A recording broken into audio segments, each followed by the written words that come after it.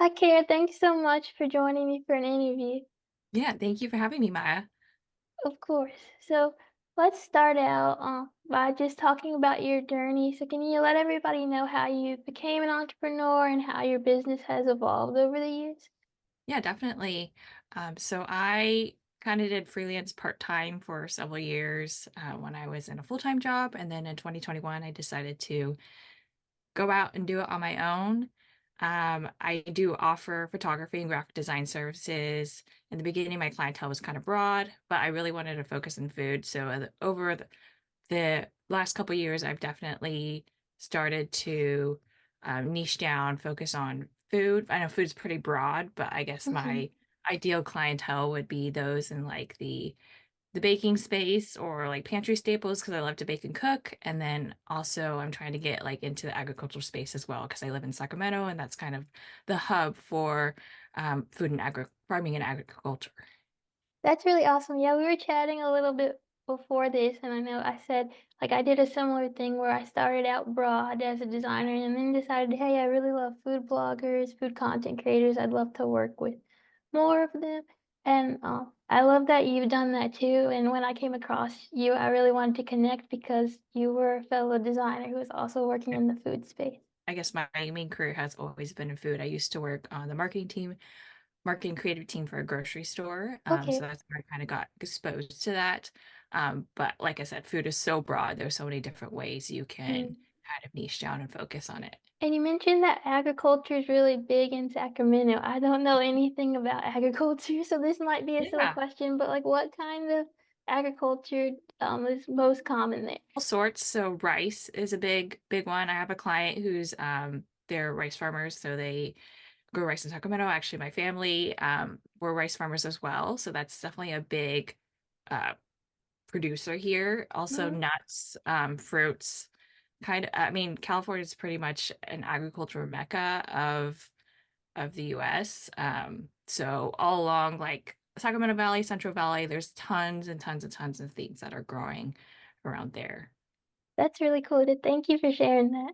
Uh-huh.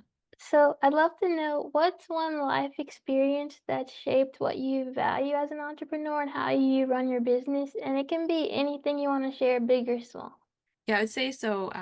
My love of food comes from cooking and baking with my grandma when I was a kid. Mm. She was always very kind and helpful and encouraged that hobby.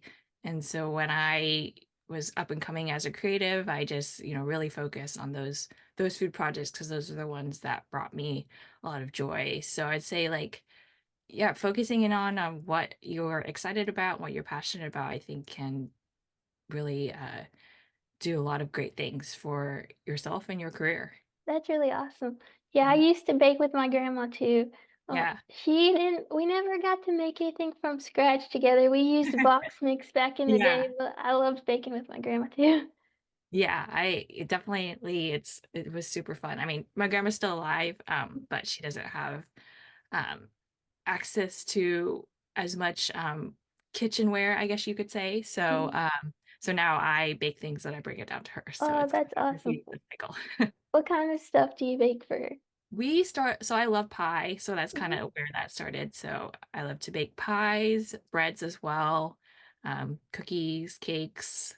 And one of the big reasons that I wanted to have you on for this Mhm. interview specifically is because, we mentioned you do graphic design, you also do food photography, and recently you did the photography for a cookbook that just came out and it looks amazing. But the cookbook is called Middle Eastern Delights, and I just wanted to know, like, how did you get into cookbook photography? How did that project come about? Yeah, definitely. The project came about pretty unexpectedly, actually. I never thought that I would be doing a cookbook like this at this stage in my career, my business. I kind of thought it'd be like 5 or 10 years down the Mhm. road. But actually the publishers approached me.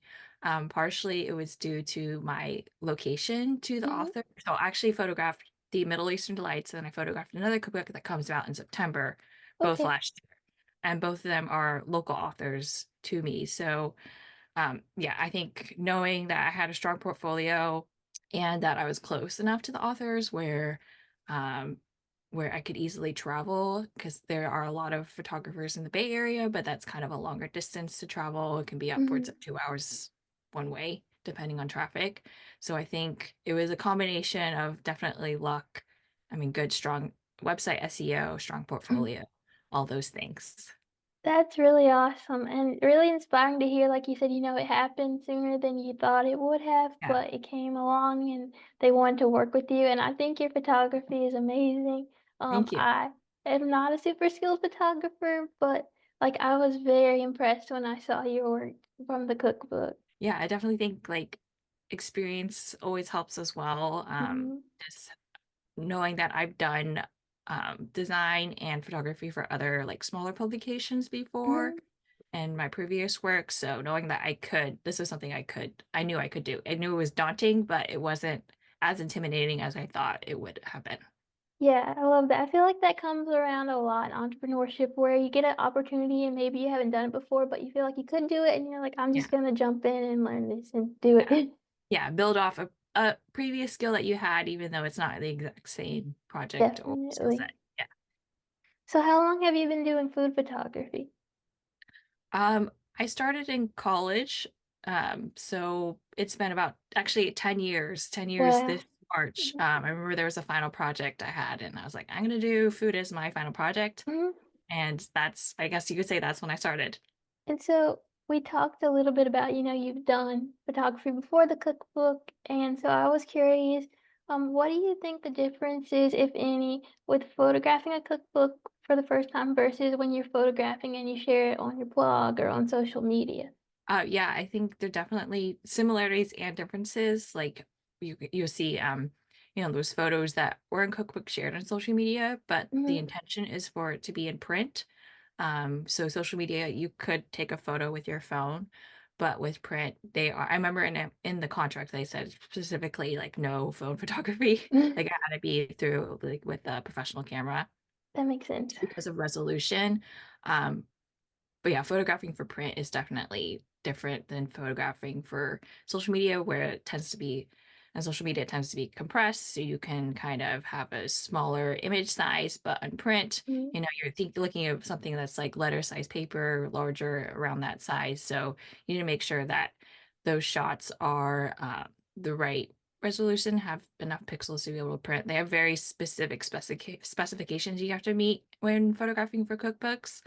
Um, so definitely not shooting where you're too zoomed out, where if you end up cropping in, you don't have enough resolution to work with, but then you don't want to be too zoomed in where you don't have enough to crop to work with. So mhm. having that design background helped with understanding those print specifications. Yeah, I can see that for sure. I've never photographed for Yeah. anyone, but when I was in college, my internship was for a photographer. And Oh, so cool. sometimes I would have to take his photos and lay them out into like a lookbook that he was going to print. So I totally get what you're saying about like having enough space for the page spread and to fill things out, but not being too close in. Yeah, and it's actually interesting because I think with our screens, like the resolution is getting higher and higher, Hmm. but there still is like you'll still need larger files and more pixels for print and at the end. And then in addition, like in social media, you can be a little bit more experimental or try things out. Whereas in the cookbook, they are looking for images that are going to be slightly more evergreen. They also had like the food had to be in focus, it had to Hmm. like be the main subject. Whereas I think in social media, you could be a little bit more open in terms of how you want to tell that story. Yeah, I think that's a really great point too about like the photos need to be evergreen versus what's trending on social media or trying something new. Yeah, Mhm. thank you for sharing that. So, what was your favorite part about the cookbook photography process? Photographing it is definitely up there. It's really cool to like, go in and be like, it's a blank slate. And then at the end of the day, you have this image that you've crafted along with the author to try to showcase that dish the best. I also am really fond of the editing process. I think that Mm. also provides another creative edge that just photographing doesn't allow. So that's a really good way for photographers to kind of express their individual style as well. You don't have to answer this if you don't want, but I was curious as you were talking. Do you have to style the food when you show up, or is there people to help you with that, or does the author come help with that? And do you have to cook the food and then photograph it, or how does it work?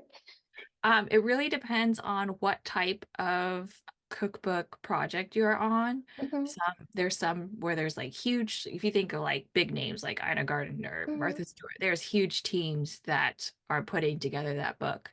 They're gonna have like food stylist assistants, lighting people, the author, the photographer, all those sorts of people. The ones I did tended to be like smaller publications, so it was just me and the author. And mhm. then I also have kind of developed styling over the years as well. So what happened was the author cooked everything, and then I ended up styling and photographing everything. Okay. I was just Yeah. curious how it works, Uh, so thank you for sharing that too. Yeah, I mean, but yeah, it's like different across every project. Gotcha, that makes sense. Mhm. And then, so we talked about your favorite part. What was the hardest part of photographing a cookbook? Yeah, I think some dishes are definitely challenging. Like things like ice cream. Ice cream is very time Mm, sensitive. There's a certain point where you got to add the ice cream in, then it starts to melt. So you got to be on your toes and photograph super fast.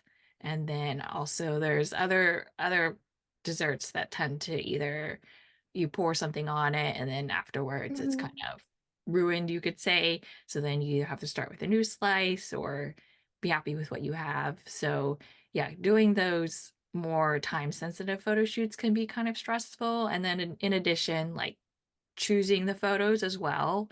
At the end of the photo shoot, you usually have a bunch to choose from, but you want to make sure that you're not repeating the same composition or the same styling and making sure that it flows well. So it can be kind of tricky you have your favorites, but sometimes they don't make the book. mhm.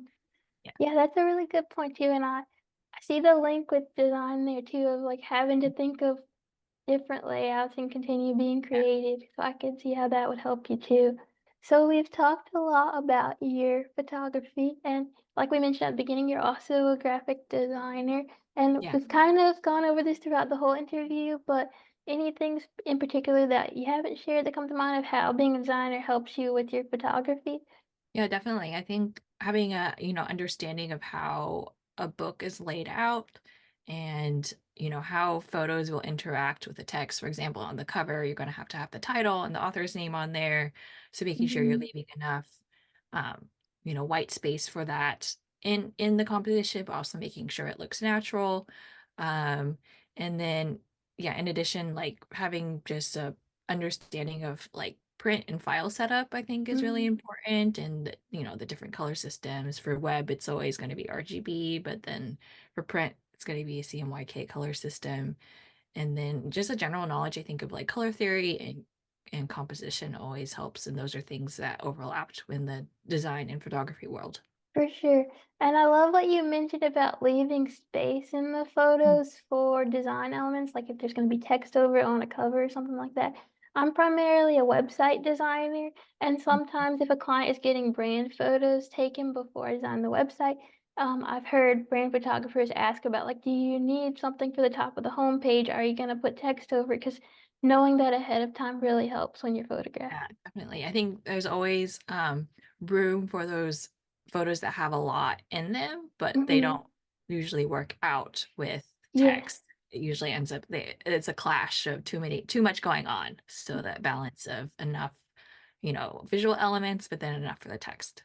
And so we talked a lot about your experience with food photography, and you've been doing this for 10 years, and I'd love to hear your thoughts on if someone's brand new to it, maybe they haven't picked up a camera at all yet, or they just started using a camera. Where do you recommend that they start with learning food photography and, the first steps in their business? So photography in general, I think, can be intimidating because you're like Canon, Nikon, Sony, which camera to choose, like what is the difference? There's a lot of technical terms to Mhm, like sift through. And then also our phones take pretty good photos. So I think starting off with like understanding what is good light, because photography is, capturing light. mhm, So I think sometimes people forget that because we have a phone a camera on the back of our phone and we carry it around in our pocket all the time. So I think for food, especially, lighting food is different from lighting other things. So finding a good window of soft, or it could be like soft, like window light, and placing that to the side of your food. You can start there. And then if you wanted to move into learning how to photograph with a camera, is really switching from just using it in automatic mode and using manual mode and mastering that so you can kind of be flexible and get the shots that you want and be able to work in any sort of environment that you like to. Awesome, really good tips. So you said start with understanding how to use light and, making sure you're understanding how the light creates the photo, and then take your camera into manual mode so you can learn that. Yeah. And then also, if, say you're next to a source of window light, making sure that Mhm. any overhead lights or ambient lights are turned off. So there's not contrasting shadows or colors as well. It's just one source of light that you're working with. Yeah, Because I think it can be a little bit frustrating if you're like, I don't understand why this isn't working. And it might be because you also have another light on as well, and that's interfering with your subject in the shadows. yeah, I think that's a really great tip because I've experienced just with trying to take pictures with my phone of like Mhm. something I baked for social media. Also, if I have like the room light on instead of the window light, it can make the food coloring look weird too. Yeah, and unfortunately, lights in our kitchens are really horrible for food Mhm. photography, because they tend to be overhead lights, Mhm. and you don't want overhead light for food, Okay. because usually it doesn't cast great shadows. So it can be natural, like I'm in my kitchen and I want to photograph food, but usually, moving to another room or another space where you have better light will improve your food photography like immensely. Definitely have to try that more often. Yeah, I think like the one you have, like you're sitting next to, looks Mhm. pretty decent. So Okay, awesome. yeah. And then to go with that, with taking photos, I really struggle with food styling, and I Mhm. think maybe some other people listening might as well. So I'd love to know if you have any tips for getting better at that. Yeah, definitely. Do you have any specific food that you struggle with the most? Oh, that's a good question. I don't know. It's just I love to bake, but it Uh-huh. never looks pretty. So maybe some Yeah, of that is like the technical skill, and yeah. then, but also like you have the food on the plate, and I don't know how to make it look interesting. Yeah, and also might be like you're looking at it, like we said, in your kitchen where it might Mhm. not be looking the best, but like putting it in a different scene might help as well. So what I do, I guess my approach to food styling is trying to make it look as natural as possible. So Okay. if I'm like really wanting to food style something, I'll like I would break it down layer by layer. So let's say it's like a 3-layer cake or something like that. So making sure all those cake layers are even, the amount of frosting in between each layer is the same, and then getting, when it gets to the outside, doing like a crumb coat to make sure that you're not getting any crumbs on it. And then when you're doing the final coat of frosting, it's deciding, do I want it to be smooth, do I want it to look more rustic, and then decorating it um however is relevant to whatever the story I'm trying to tell. Um, some of it comes down to like what plateware you're using, like props. Like there are people Mhm. out there who are prop stylists. Like that's what their job is, to find the props that fit whatever the, you know, the subject or the client. So if you're using, sometimes plates are extremely reflective, that could be hard, or they have a pattern on it, doesn't match the dessert or whatever you're trying to showcase. So that could be it as well. So you can always try like styling it on something that's not plateware, for example, like a crumpled bit of craft paper or a rack or something, and see if that changes up how you feel about the dessert. Because I feel like you can keep things how they are naturally, and it's just really up to the surface that you're photographing it on. Okay. Wow, Yeah. that's really great advice. A lot of things that I hadn't thought of, so thank Uh-huh. you. Well, Kara, it's been so awesome getting to talk to you and get to know you better, Yeah, and you thank too. you for all the advice that you shared. Mhm. One last question.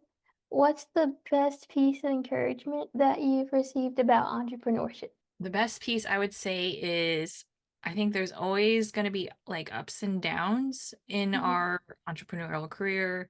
I mean, these would be high highs and low lows, but I think if you like zoom out and just think back like where you were 1, 2, 3, 5 years ago and like say, oh, I really made progress on that, or like, my design's better, my photography's better. And I think as long as you're improving, it can be easy to be stuck into like the moment that we are and then be like, wish we were somewhere else. Like similarly, like when you're, working for yourself, there's not the workflow is not as constant as perhaps it would be in like a full-time job. So, Mhm. there might be slow periods and there might be busy periods, but I think like sitting in those times and being like, enjoy it and grateful for where you are is always helpful as well. Cause I don't know about you, but sometimes I'm like, when it's slow, I'm like, I wish it was busy. For And when it was sure. busy, I wish I was slow. Yeah, Um, yeah. definitely. So yeah, I think it's like this time of year tends to be slower for me. Um, so I've just been like, well, this is my time to, do more personal work or do more pitching or, just, take time for myself and to know that hopefully in the next few months, things will ramp up and I'll have some cool projects in the works, but I know that have creatively rested the last couple of months. So Love that advice. yeah. Okay, so going along with that, the very final thing that I need to ask you is where can everybody connect with you further? Yeah, so you can find me on Instagram at Kara Blake Chin. That's KaraBlakechin. And then I also have a website under the same name as well. And you can connect with me there. You send me an email. I'm always happy to answer any questions that folks may have. All right, awesome. And I'll be putting the links to all your social media and your website in the blog post for this interview as well. Okay, great.